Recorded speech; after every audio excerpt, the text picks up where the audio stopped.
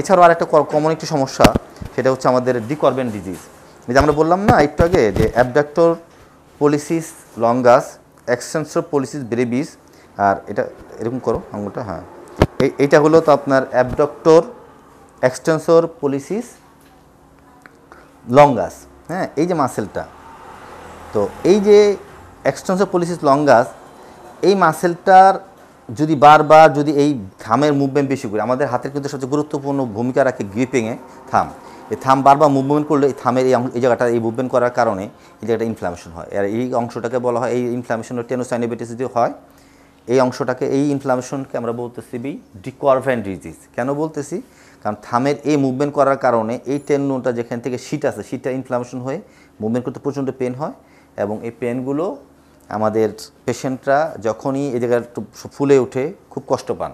হ্যাঁ, যারা অনেকে চার কেতলি ধরেন, বারবার যারা বাসন কাসন, যারা ধন মুছামুছি কাজ করেন, যারা কম্পিউটারে কাজ করেন, তাদের কিন্তু কমন একটি সমস্যা। অতএব এই দুইটা আমাদের গুরুত্বপূর্ণ পয়েন্ট আমরা বললাম। এছাড়াও কম্পার্টমেন্ট সিনড্রোম হয় অনেক জায়গায়, এইসব জায়গায় বেশ কম্পার্টমেন্ট সিনড্রোম অনেক সময় দেখা দেয়। আবার একটা মাসেলের কারণেও আমাদের অনেক সময় আমরা ওভারল্যাপ করে ফেলি, যে গ্যাংলিয়ন বলে ভুল করে ফেলি। হ্যাঁ, সেটা আর আমি এখন বলছি না। অনেক সময় একটা গ্যাংলিয়ন হয়, সিস্ট হয়, কিন্তু মাসেলকে আমরা অনেক সময় সিস্ট ভাবতে পারি। এটা কিন্তু আমাদের মাথায় রাখতে হবে এবং সেই অনুযায়ী আমাদের সেই ব্যবস্থাপনা নিতে হবে। তাই হচ্ছে মোটামুটি এই কথাগুলি বললাম। আমাদের এই এক্সটেন্সর কম্পার্টমেন্ট আমাদের ফোরামের গুরুত্বপূর্ণ পয়েন্ট আমরা আলোচনা করলাম। এখন আমাদের সর্বশেষ কথা হচ্ছে যে এই যে সমস্যাগুলো বললাম, একটা বললাম হলো ডিকর্বেন টেনিস এলবো, একটা বললাম ডিকর্বেন ডিজিজ। এখানে প্রায় আমাদের অর্থোপেডিক স্যারেরা, নিউরোলজিস্টরা, ওনারা অনেকেই এই স্টেরয়েড ইনজেকশন দেন। হ্যাঁ, স্টেরয়েড দিলে আমি সমস্যা মনে করি না, কিন্তু প্রশ্ন হচ্ছে যে এখানে আপনি স্টেরয়েড দিলে হয়তো যার কারণে অনেক সময় সাদা হয়ে যায়, বা স্টেরয়েড দেওয়ার পর তার পেনটা কমে, ইনফ্লামেশন কমে, কিন্তু তার রুট কজটা কী?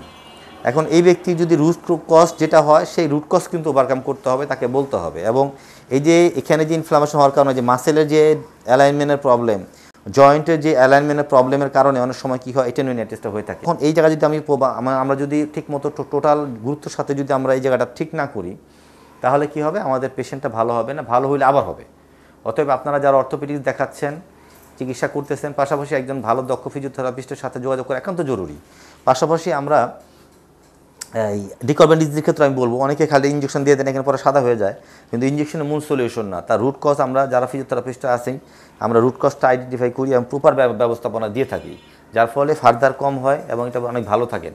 আর আমরা এখানে অনেকগুলো মাসেল অ্যালাইন করি, তারপরে এখানে মাসেলের ডিটিএফ করি, এমএফআর করি, মাসেলের স্ট্রেংথ করি, মাসেলকে স্ট্রেচ করি, যার ফলে তার ফার্দার জিনিসগুলি হয় না। আবার আমরা আরেকটা কাজ করে থাকি, এই যে আমাদের মলিগান অ্যাপ্রোচ করে থাকি। এই মলিগান যখন আমরা অ্যাপ্রোচ করে থাকি, তখন হয় যে এই যে রেডিয়াস সুপারিয়র রেডিয়াল জয়েন্টটাকে যখন আমরা অ্যালাইন করি, তখন এই যে ইপিকন্ডাল থেকে টেন্ডনটা যে তার মিসঅ্যালাইন থাকে, তখন অ্যালাইন হয় এবং হিলিং হয়, হিলিং হতে সাহায্য করে এবং নিউট্রিশন পায়, মাসেলটা খুব দ্রুত ইমপ্রুভ করে। তাহলে এই হচ্ছে মোটামুটি কথাবার্তা। আপনারা যদি এই সমস্যাগুলো নিয়ে যখন আপনারা কেউ ভুগে থাকেন, একটা হলো এই জায়গায় ব্যথা আর এই জায়গাটা ব্যথা, আপনারা খুবই গুরুত্বের সাথে একজন ভালো দক্ষ ফিজিওথেরাপিস্টের সাথে আপনারা শরণাপন্ন হবেন। ওনারা আপনাদের এমন কিছু করবেন যে আপনি চিন্তা করতে পারবেন না। শুধু ইঞ্জেকশন আর ব্যথার ওষুধ খেলে সমাধান নয়, ওনারাই একমাত্র এটাকে রুট কজ আইডেন্টিফাই করে যথাযথ চিকিৎসা দিয়ে থাকেন, এবং ওই চিকিৎসা নিলে আপনি ইনশাআল্লাহ ভবিষ্যতের জন্য ভালো একটি সেবা পাবেন, এবং ইনশাআল্লাহ ভবিষ্যতে আর এটা রিকারেন্ট আর আপনার আবার ভুগবেন না, আপনারা আসবে না। আজকে এই পর্যন্ত, সকলকে ধন্যবাদ। আসসালামু আলাইকুম রহমতুল্লাহ।